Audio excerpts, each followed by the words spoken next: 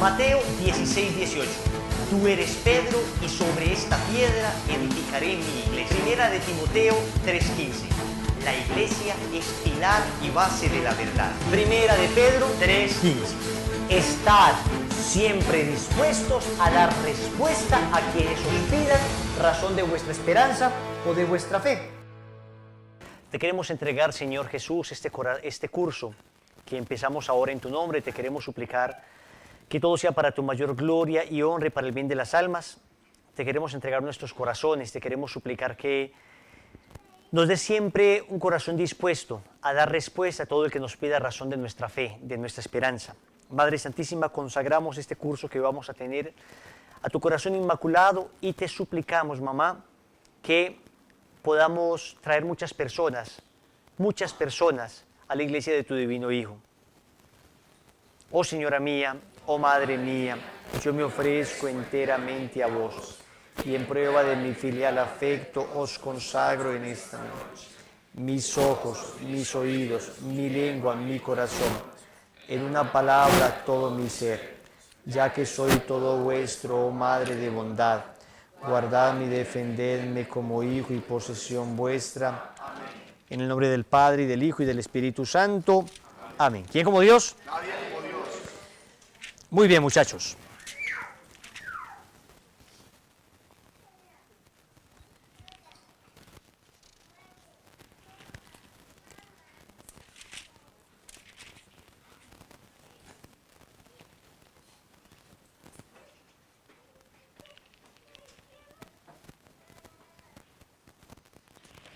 ¿Quién como Dios?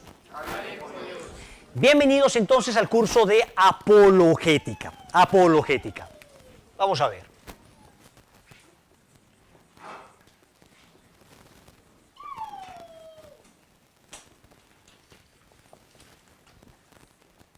Para que no se enreden y para que empecemos de una estableciendo los criterios y ustedes no se asusten con este curso, definimos apologética como defensa de la fe. Es un curso entonces para aprender a dar respuesta a todos los que nos pidan razón de nuestra fe, razón de nuestra esperanza. Pero para aprenderla a dar de una manera consistente, para aprenderla a dar de una manera razonable, para poder comprender que nuestra fe tiene fundamento, que nuestra fe no es simplemente una cosa salida de los cabellos de algunas personas piadositas que no utilizan su cerebro, y que como no utilizan su cerebro, pues creen en unos mitos, creen en una religiosidad, sino vamos a demostrar que es muy razonable creer. Vamos a demostrar que los más grandes genios de la historia no solo han sido genios a nivel intelectual, sino que han sido profundamente creyentes, profundamente creyentes. Eso lo vamos a ver a lo largo del curso. Entonces, de entrada, quiero contarles el contenido que vamos a desarrollar en estos meses, el contenido del curso.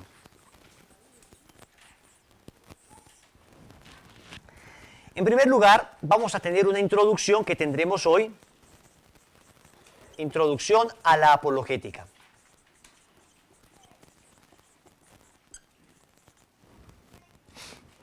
Esa vamos a hablar hoy, vamos a hablar cuáles son los fundamentos de la apologética, cuáles son las fuentes de las que beberemos para hacer apologética, por qué es necesaria hoy la apologética, qué niveles de apologética hay, en fin, eso vamos a verlo un poco.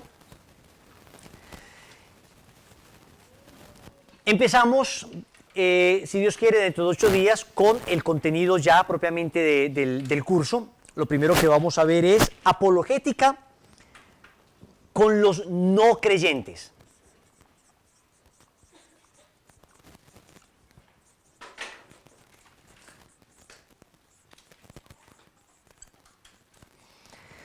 Cuando hablamos de no creyentes, estamos hablando de personas que o niegan a Dios, niegan la existencia de Dios, que son los ateos, sin teos, Dios, sin Dios, los ateos, o los que dicen que no podemos ni asegurar ni negar la existencia de Dios, que son los agnósticos, ateos.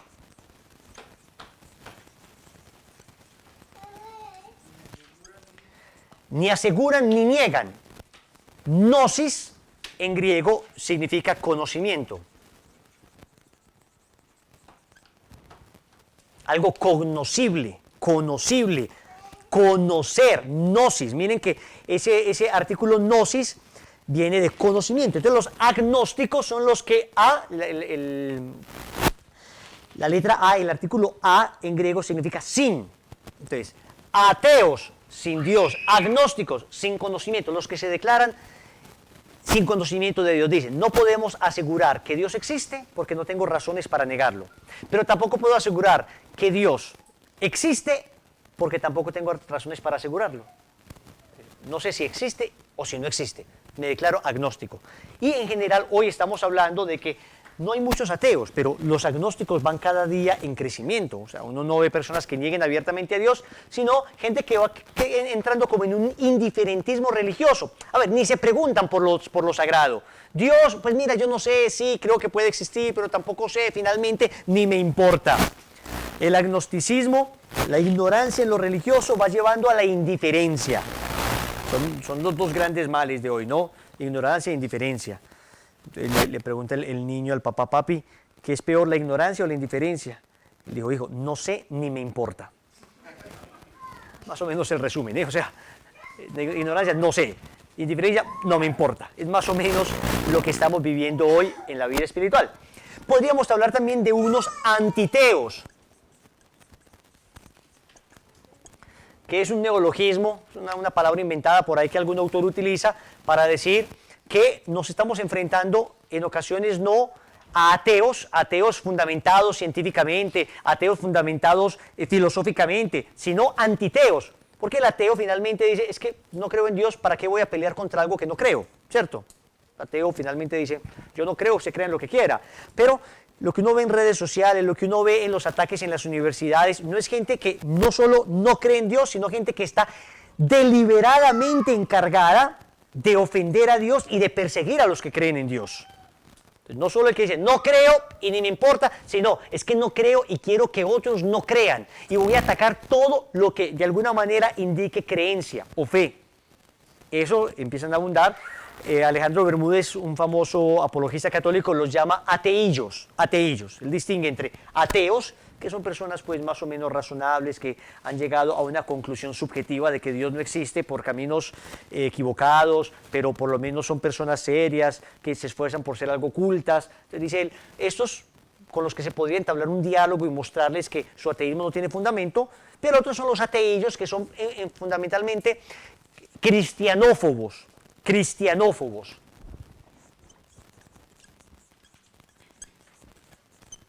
Saben que una fobia es un comportamiento, una conducta psicológica de un temor irracional. Toda fobia es un temor irracional, un miedo irracional. Los que tienen claustrofobia tienen un miedo irracional a estar enclaustrados, a estar encerrados. Entonces, hombre, pero usted le puede dar todas las razones, pero mire que no se preocupe, acá hay aire. No, es que la persona no es que necesite argumento, él puede entender los argumentos, pero su miedo es irracional. Entonces, habla de unos cristianófobos, o sea, personas que le tienen miedo irracional a la fe, a la religión, pero fundamentalmente a la religión cristiana. Y por eso tú ves que son militantes anticatólicos, anticristianos, que están haciendo permanentemente gala de su catolicofobia o de su cristianofobia y no sacan una noticia de algún cura que cae sin que ellos la repliquen inmediatamente y la magnifiquen y hagan eco, porque hay como un odio hacia Cristo y hacia su iglesia. Entonces vamos a hablar un poquito de este tipo de gente. Listo. Acá fundamentalmente hablaremos de la existencia de Dios. Dios existe. Entonces vamos a hablar de lo razonable que es creer en la existencia de Dios. Vamos a mencionar científicos que no tienen la menor duda de la existencia de Dios. Vamos a ver las razones de orden filosófico, las razones de orden científico, para demostrar que es muy razonable creer que existe un Dios. ¿Bien? ¿Quién como Dios? También hablaremos un poco de la religión en la historia.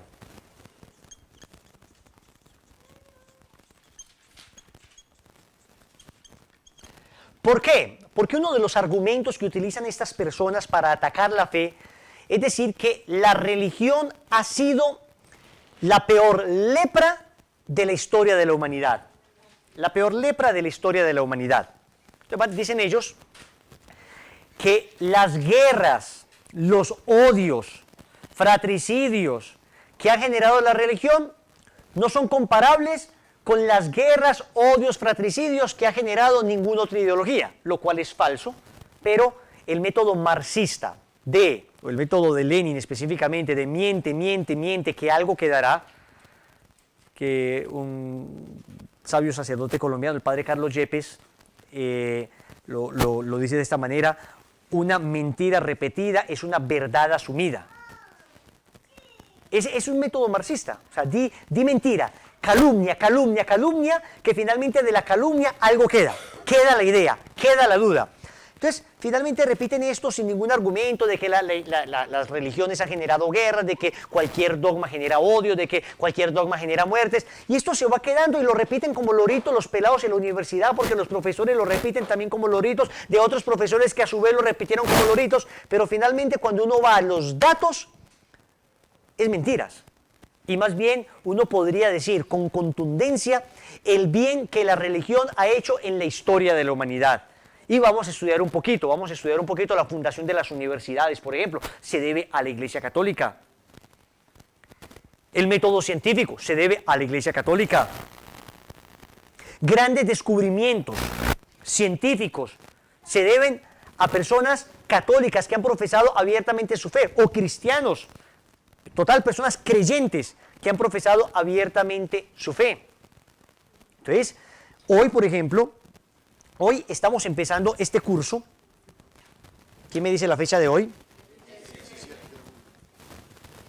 Muy bien. Pues resulta que hoy Google está celebrando nada más y nada menos que a un sacerdote. ¿Alguien sabe qué sacerdote? Google, el antirreligioso Google, o por lo menos anticristiano, porque uno nunca ve que le haga doodle, es que se llaman las imagencitas que ellos ponen, ¿no? Van celebrando, cuando pasa algo de musulmanes lo celebran inmediatamente, algún personaje histórico lo celebran, pero nada del cristianismo. En Semana Santa uno jamás los ha visto celebrar a Cristo, nada. Pero el doodle que tienen hoy es de un sacerdote. ¿Quién sabe cuál es? Quiero que lo busquen, los que tengan en internet.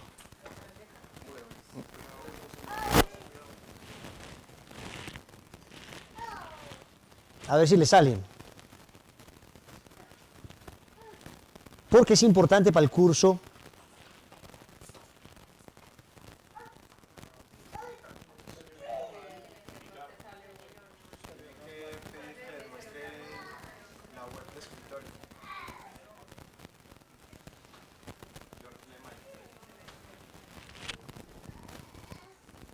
Dilo, hermano. George. Sí. ¿Y quién es George Lemaitre? ¿O Lemaitre? No. Es un sacerdote católico. Nada más y nada menos, el astrónomo belga que propuso la teoría del Big Bang. Que hoy ya no es una teoría, hoy los astrónomos tienen una opinión común en que lo del Big Bang es una realidad.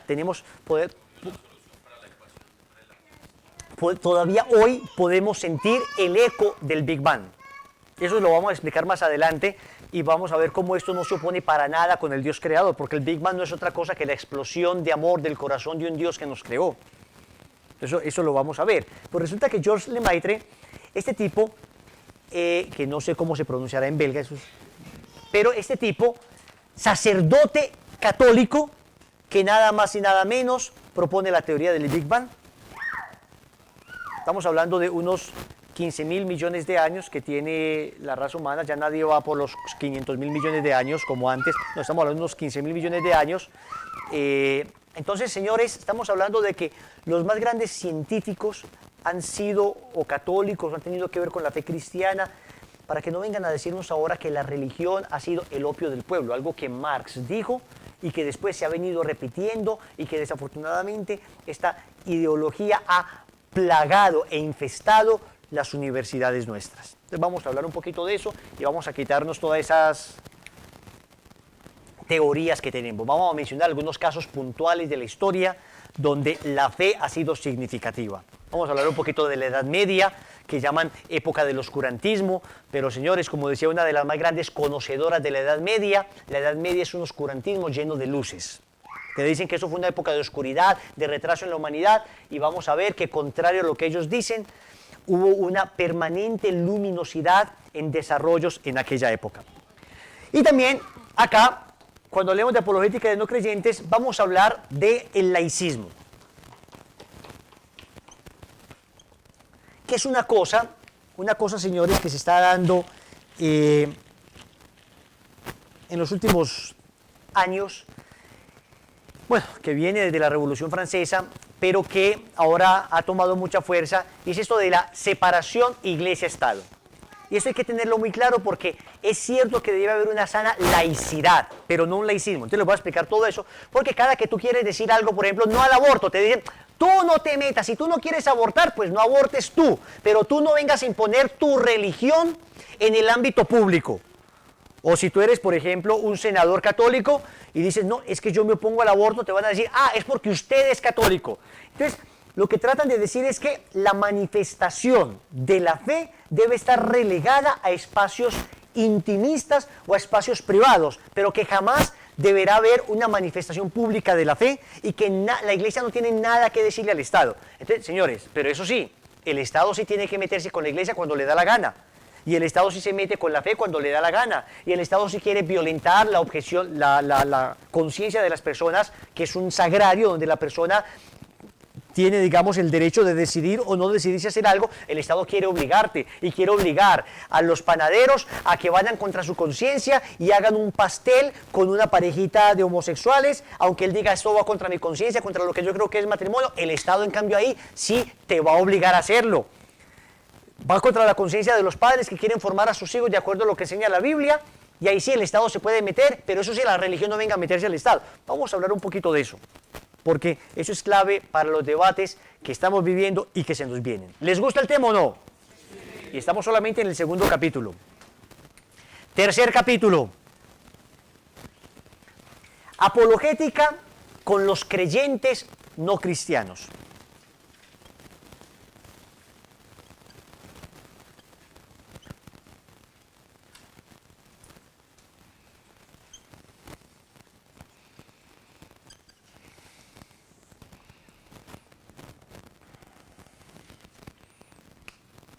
Estamos hablando fundamentalmente de religiones no cristianas, pero religiones pues, que crean en alguna divinidad, porque existen religiones como el budismo, por ejemplo, que en el fondo es ateo. La religión del budismo establece que cada cual es un Buda y cada cual es su propia divinidad, es finalmente una egolatría. Pero estamos hablando, por ejemplo, de los judíos, estamos hablando de los musulmanes.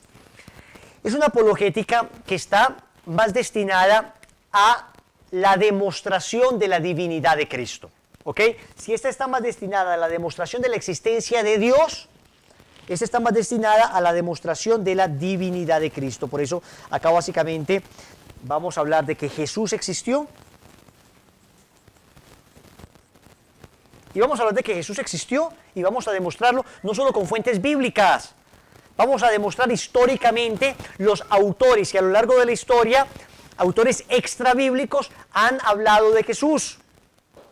Flavio Josefo, el famoso Joseph Matatías, un famoso historiador judío que habla de Jesús. Plinio el Joven, que habla de Jesús. Estamos hablando de unos historiadores, porque si tú a esta gente le dices, es que la Biblia dice, esto también nos va a servir para la apologética con no cristianos, ¿no? Con no creyentes. La Biblia dice, es que yo no creo en la Biblia. Incluso algunos de estos se atreven a negar la existencia de Jesús. Hombre, acá obviamente ni los judíos, por lo menos los judíos razonables, niegan la existencia de Jesús, ni los musulmanes niegan la existencia de Jesús, porque, repito, para los musulmanes también Jesús era un profeta.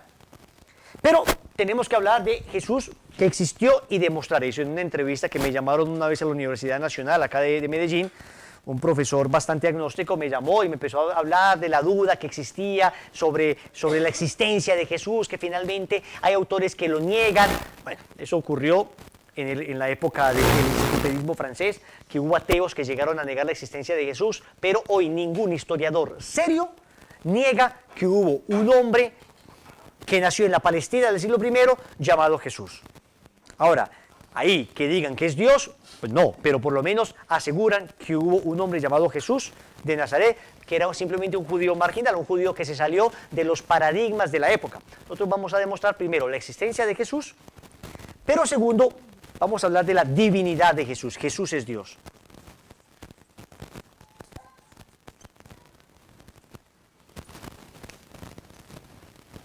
Vamos a ver por qué creemos que Jesús es Dios. Vamos a utilizar, para este caso vamos a utilizar la sábana santa. La sábana santa. Acá, cuando hablamos de Dios existe, hablaremos mucho de la astronomía. La astronomía me habla de la existencia de Dios. La sábana santa me habla de la divinidad de Jesús. ¿Quién como Dios? Nadie como Dios. Cuarto capítulo. Apologética ¿con qué? Vamos en la lógica. Cristianos no católicos. Exactamente.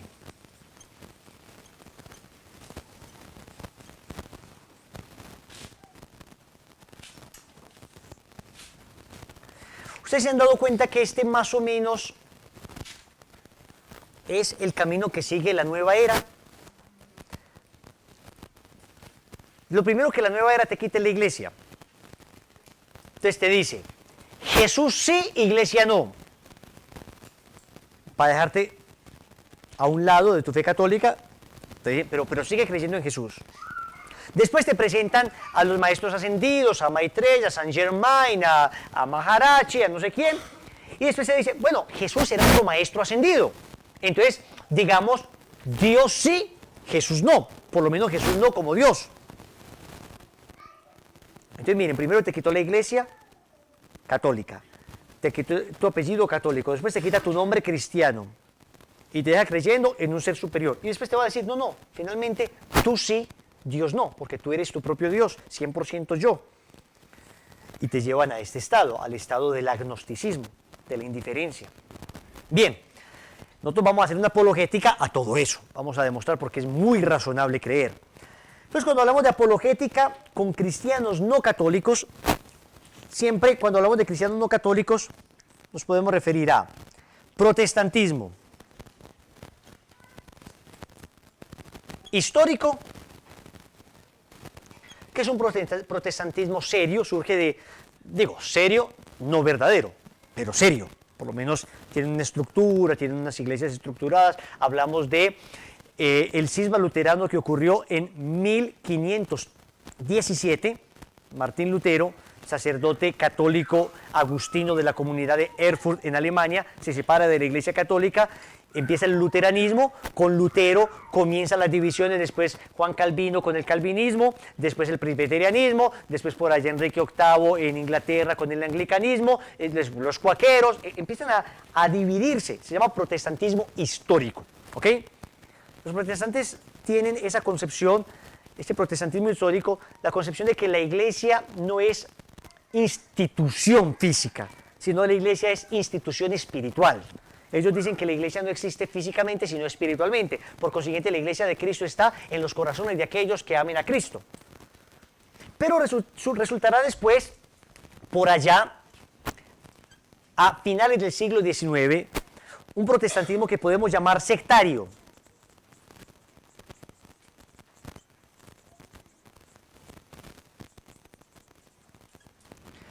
Y ese protestantismo sectario, mormones, testigos de Jehová, finales del siglo XIX, inicios del siglo XX, 1901, comienza ese famoso movimiento pentecostal en los Estados Unidos, de la que salen la mayoría de iglesias protestantes que tenemos en nuestra Latinoamérica. Es un protestantismo sectario. ellos, a diferencia del histórico, ellos dicen que la iglesia sí es una cosa física, pues sí existe realmente, y que ellos son la única iglesia, y que el que no esté en ellos se va a condenar, y que ellos son la única salvación, pero entran con el discurso de no importa la iglesia, solo importa Jesús, y después terminan diciéndote, solo importa Jesús, pero salte de tu iglesia que es la Gran Babilonia y ven a la mía, que es la iglesia finalmente la que te salva. Es un poco ambiguo su discurso, y acá nos vamos a centrar bastante. O sea, todo esto que vamos a ver, vamos a pasarlo relativamente rápido. Voy a hacer mi esfuerzo para pasarlo relativamente rápido, porque la apologética en la que más nos centraremos será esta, dado que abundan los protestantes. Con la iglesia protestante histórica es posible empezar un camino que se llama el ecumenismo. La iglesia ha estado, sobre todo después del Concilio Vaticano II, promoviendo mucho el ecumenismo. Desde antes hay un movimiento ecuménico muy fuerte. El ecumenismo es busquemos lo que nos une. Con el protestantismo sectario no es tan fácil hacer ecumenismo porque, repito, ese protestantismo condena a todo el mundo, solo ellos se van a salvar, entonces finalmente no es tan fácil establecer una comunión. Sin embargo, estamos viendo que debido a los permanentes ataques que está recibiendo la fe cristiana en general, que está recibiendo la vida humana desde la concepción hasta la muerte natural, que está recibiendo la institución matrimonial, uno ha visto que personas que pertenecen a un protestantismo más bien sectario, que no es un protestantismo de tradición histórica, uno se da cuenta que estas personas, increíblemente, señores, están uniéndose a la iglesia en cualquier cantidad de iniciativas pro vida, en cualquier cantidad de iniciativas que tienen que ver con la defensa de la familia, de la dignidad de la persona, con la defensa de la fe en general, con el derecho que los padres tienen de educar a sus hijos. Eso lo estamos viendo ahora. Y acá en Colombia lo vimos, por ejemplo, con el tema, por ejemplo, de las cartillas de Gina Parodi, ¿se acuerdan? El tema de las cartillas de ideología de género. Señores, sorprendente ver cómo se han unido masivamente cristianos. Acá no hay mucho cristiano histórico, acá sobre todo es mucho cristiano que pertenece pues, a sectas que no tienen, digamos, una denominación muy clara o una definición muy clara, cómo se han ido uniendo y cómo nos hemos ido uniendo en esta defensa de la vida, de la familia, de la fe en general. ¿Quién como Dios? Muy bien, ¿qué temas vamos a ver acá? Vamos a listar los temas acá del cuarto capítulo.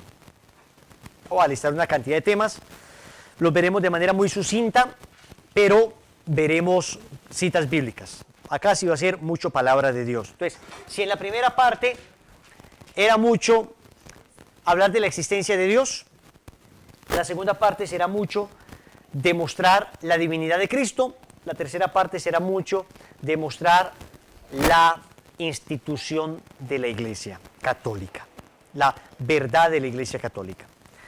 Entonces, empezamos acá con Pedro y el papado.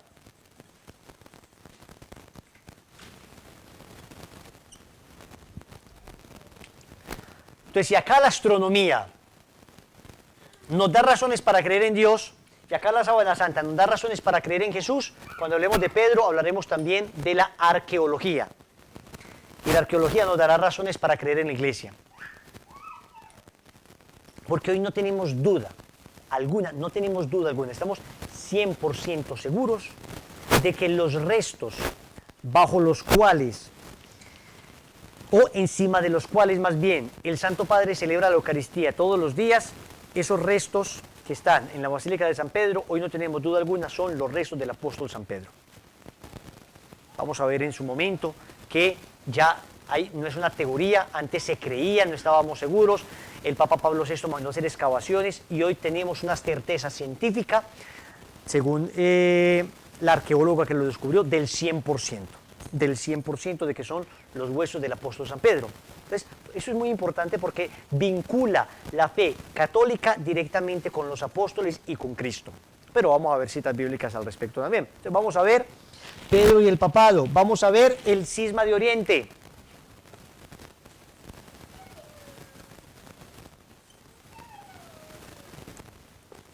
Cuando hablo de cisma de Oriente, ¿a qué me refiero? El momento en que en el año 1054 la Iglesia Católica, que era una sola, se fracciona al interior y queda Iglesia Católica de Occidente o Iglesia Católica Romana, Iglesia Católica de Oriente o Iglesia Católica Ortodoxa. pero que siguen con sacramentos. Que de hecho cuando uno va a Tierra Santa, uno se da cuenta que muchos lugares santos están custodiados por la Iglesia Ortodoxa. Y uno se da cuenta que ellos creen en la Virgen María, aunque no tienen bulticos de la Virgen, sino solo iconos o íconos de la Virgen María. Uno se da cuenta, ellos también celebran la Eucaristía, ellos tienen un atuendo bastante particular, casi siempre negro, no todos son célibes, muchos de ellos se pueden casar, sin embargo son sacerdotes cuyo sacerdocio proviene de un obispo o patriarca que está con línea directa de sucesión apostólica. Eso lo vamos a entender. Entonces, digamos, en un caso extremo, usted va a Rusia, donde la Iglesia Católica Ortodoxa rusa es la iglesia, digamos, nacional, mayoritaria. No tengo una iglesia católica cerca para ir a Eucaristía. ¿Qué hago? Puedes ir a una iglesia católica ortodoxa rusa y puedes comulgar el cuerpo de Cristo. Pero vas a Alemania, no hay una iglesia católica romana, hay una iglesia luterana. Pues puedes ir a la iglesia luterana y como vas, te sales igualmente con la cola entre las patas, porque ahí no está el cuerpo de Cristo. Bien como Dios. O sea, vas, entras la vez y vuelves a salir por donde entraste. Listo. Porque en ello no hay sucesión apostólica. Listo. Pero vamos a ver entonces el cisma de Oriente. Vamos a ver después el cisma luterano. Me estoy leyendo en este momento una de las mejores biografías de Lutero que existen. Me lo estoy leyendo, es un libro de 700 páginas, está bien interesante porque es un jesuita que escribe, repito, una de las mejores biografías de Lutero, y bueno, les voy a leer unos apartes, cuando hablemos de Lutero, les voy a leer unos apartes directamente de sus escritos, para que se den cuenta que, Dios mío, hay cosas fuertes ahí, Luterito, tremendo lo que decía de la Iglesia, tremendo lo que decía del Papa. Ok, vamos a ver todo eso. ¿Quién como Dios? Esto es un poquito histórico para que entendamos. A partir del cisma luterano vamos a entender el tema de la salvación.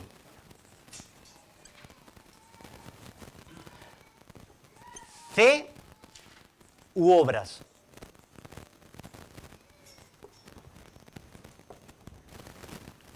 Vamos a hablar de la salvación. ¿Somos salvos por la fe o somos salvos por las obras? Porque Lutero dijo, usted es salvo por la fe, usted no tiene que hacer nada, usted lo único que tiene que hacer es creer. Y llegó a afirmar que él podría adulterar 1000 veces un día y que si sigue creyendo en Cristo, eso no afectaría para nada su salvación. Porque lo importante es creer. Entonces saca una cita bíblica, Romanos 3:28, dice que el hombre es justificado por la fe y no por las obras de la ley. Él añade la palabra solo, entonces dice el hombre es justificado, o sea, el hombre se salva solo por la fe y no por las obras de la ley. Vamos a entender qué significa ese texto, vamos a estudiarlo a profundidad. Pero la teoría de Lutero era esa, o sea, usted puede hacer lo que quiera desde que no pierda la fe. Los católicos tampoco dicen, usted puede hacer muchas obras de caridad sin fe, porque sería el otro extremo. Usted puede no creer, lo importante es que sea bueno. No, señor, también se necesita la fe. La fe en realidad es la que nos salva, pero esa fe se expresa con obras. Los frutos de la fe son las obras, y lo vamos a ver en la carta del apóstol Santiago. El apóstol Santiago en el capítulo 2, versículo 14, dice, empieza un discurso sobre la fe y las obras, y dice, ¿de qué me sirve tener fe y no tener obras? ¿De qué me sirve decirle a uno, mira, creo en Dios, pero que no le ayuda? Dice el apóstol Santiago, hasta los demonios tienen fe. O sea, si tú crees que la fe te salva sola, sin obras, dice, hasta los demonios creen y tiemblan. Dice, no, la fe hay que expresarla en obras. Y vamos a ver esas citas bíblicas. ¿Quién como Dios? Después vamos a hablar de la Biblia y la Iglesia. Otra de las cosas que dijo Martín Lutero fue el tema de la libre interpretación de la palabra de Dios. Cada cual puede interpretar la Biblia como quiera. Usted agarra la Biblia, cierra sus ojos, le pide al Espíritu Santo que descienda sobre usted y esa interpretación que usted tiene es la interpretación verdadera. ¿Cuál es el problema? Que es que el testigo de Jehová hizo eso y pidiéndole al Espíritu Santo dice que Jesucristo no es Dios sino San Miguel Arcángel. El mormón hace lo mismo y dice que no puedes tomar café porque es pecado. El testigo de Jehová dice que no puede haber transfusión sanguínea porque es pecado. El católico dice que no tiene problema la transfusión sanguínea ni tomar café y que Jesucristo es Dios. O sea, ¿cómo haces para saber ¿cuál Espíritu Santo es el verdadero? ¿El que sopló en ti o en quién? No, vamos a ver que existe una autoridad, la misma autoridad que dijo cuál era el canon, o sea, cuál era de todos los textos bíblicos que había, de todos los evangelios que habían, porque no solamente había 4, en la época de los apóstoles ya se estaban escribiendo evangelios falsos. Y en la época de los apóstoles ya había gente escribiendo cartas falsas de San Pablo. Hay por ahí una carta de Pablo a Séneca. Existe por ahí el protoevangelio de Santiago, el evangelio de la infancia de Jesús, el evangelio de Judas, por allá en el siglo II. Y todos dicen, esto es de los apóstoles. Bueno, vamos a ver. El evangelio de Tomás. Vamos a ver. Hubo una autoridad que se llamó la Iglesia Católica que dijo, señores, todos estos evangelios son falsos, los únicos verdaderos son estos 4. Y escribieron por ahí, un padre de la iglesia escribió la Diatésaron, que es acerca de los 4, un compendio de los 4 evangelios, como para decir, es que estos 4 son los únicos revelados. Y entonces, ¿qué iglesia fue la que estableció cuál era el canon bíblico? O sea, ¿cuáles eran los libros inspirados? La católica. Entonces, ¿cuál iglesia tiene autoridad para interpretar la Biblia? La misma que definió cuál era la Biblia. Porque la Biblia en ninguna parte se define a sí misma. O sea, no hay una cita bíblica que diga, hombre, carta de San Pablo a los Gálatas, capítulo 3, versículo 7, dijo San Pablo, los libros auténticos del Nuevo Testamento son, 2 puntos, 4 evangelios, 13 cartas mías, Hechos de los Apóstoles. No, eso no existe. La Biblia no se define a sí misma, la Biblia necesitó una autoridad externa para definirla. Y esa autoridad fue la autoridad de la iglesia, que de acuerdo a 1 Timoteo 3:15 es pilar y base de la verdad. Entonces la iglesia no es la verdad, pero sobre ella reposa la verdad, es el pilar y la base de la verdad. Por eso hay que preguntarle a esa iglesia que es pilar y base de la verdad, cuál es el canon. Y los protestantes hoy tienen Biblia gracias a que la iglesia católica la conservó durante los 16 siglos que no existía protestantismo. Eso vamos a estudiarlo. Usted puede estar diciendo, Dios mío, que esa cantidad de datos, de citas, de cifras, Dios mío, ¿cómo va a ser el examen? Me quiero morir. Tranquilo, sí te vas a querer morir en el examen, pero no te preocupes, o sea, te vas a morir feliz. Sí, por lo menos dices, sé que hay respuesta aunque yo no la sepa. No, vamos a ver. Eso lo vamos a ir escribiendo. Yo les voy a decir, esto es lo importante que aprendan de este tema. No se preocupen. ¿Quién como Dios? Listo, señores. Después, vamos a hablar de las imágenes.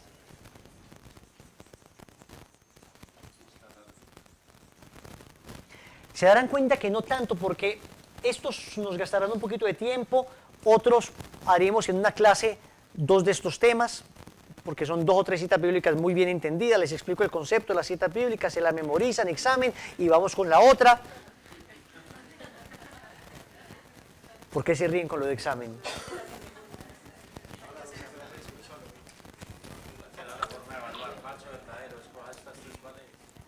Peor, dígame pues, escoja estas 3 citas bíblicas, de estas 4 citas bíblicas, ¿cuál dice que la iglesia es pilar y base de la verdad? 1 Timoteo 3:16, 1 Timoteo 3:15, 2 Timoteo 3:15, 2 Timoteo 3:16. Prohibido sacar la Biblia. Yo creo. ¿Quién como Dios? En el tema de las imágenes, vamos a ver la cruz. Vamos a ver objetos que sanan.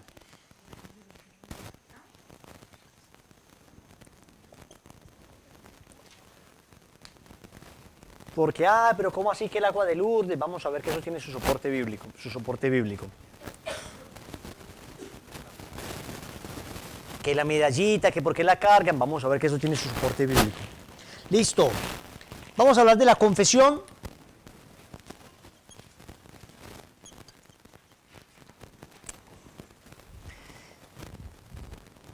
Vamos a hablar, primero de la Virgen María. Vamos a hablar rápidamente, demostrar que la Virgen María no tuvo más hijos, un poquito de apologética mariana. Esa les voy a dejar tareita, porque es un poquito largo, pero ustedes van a tener que leerse ese librito de 450 páginas, el folletico ese de 450 páginas. No, en el libro Iglesia Católica Dulce Hogar está una parte completa de la apologética mariana. Ahí vamos, eso lo vamos a leer y a resumirlo. Vamos a hablar de la confesión, el purgatorio, y si nos alcanza, temas históricos. Fundamentalmente, Inquisición y cruzadas.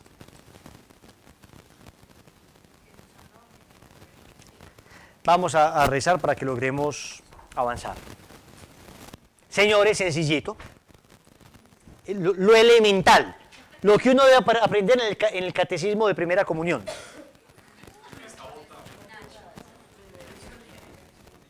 Ese es el ABC católico, pues. Mateo 16:18. Tú eres Pedro y sobre esta piedra edificaré mi iglesia. Primera de Timoteo 3:15. La iglesia es pilar y base de la verdad. Primera de Pedro 3:15. Estad siempre dispuestos a dar respuesta a quienes os pidan razón de vuestra esperanza o de vuestra fe.